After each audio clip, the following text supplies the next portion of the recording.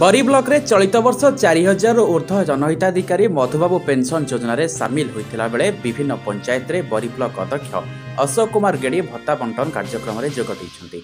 सेपरि अमोटपुर, औरंगाबाद, रत्नगिरी, चंदनपुर, मंदारी, धारपुर, अंटीरा, अलीपुर, रंपा, बालिया, किम्भिरियापाड़ आदि विभिन्न पंचायत रे नूतन हिताधिकारी मानक भत्ता बंटन कर आज बरी ब्लॉक अधीनस्थ शेरपुर पंचायत रे भत्ता बंटन उत्सव में मुख्य अतिथि भाव बरी ब्लॉक अध्यक्ष अशोक कुमार गेड़ी जोगदे मुख्यमंत्री नवीन पट्टनायक लोकाभिमुखी योजना विषय लोकमानक अवगत कराइथिले।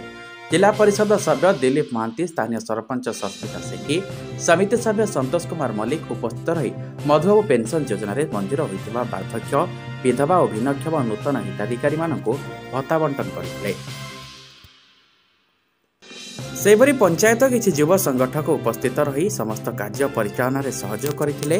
दीर्घ 4 वर्ष धरी वृद्धा माने मधुबाबू पेंशन योजन सामिल हो पारु नथिले।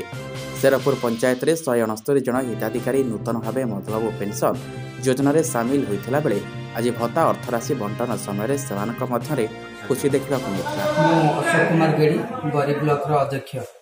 देखिए आज जो नुआ करी भत्ता बंटन होची कोन कहि बरी ब्लॉक तो 4000 भत्ता ता भीतर बहुत गुडे पंचायत रे मुभी सहयोग करिछि। ता भीतर हमर शेरपुर पंचायत आज भी थिला शेरपुर पंचायत सरपंच समिति जिला परिषद ये भी समस्त थिले हमर जो आज 169 भत्ता शेरपुर पंचायत रे उपलब्ध हो पारे जोटा कि समान सहित सहयोग कले हमर सरपंच समिति एवं जिला परिषद दिलीप बाबू थिले समस्त उपस्थित आज सुरक्षित भत्ता बंटन कले। आपण पंचायत नुआ करी भत्ता बंटन होची केते जण आज भत्ता पाइबा को योग्य विषय थैछ 169 जण भत्ता पाइबा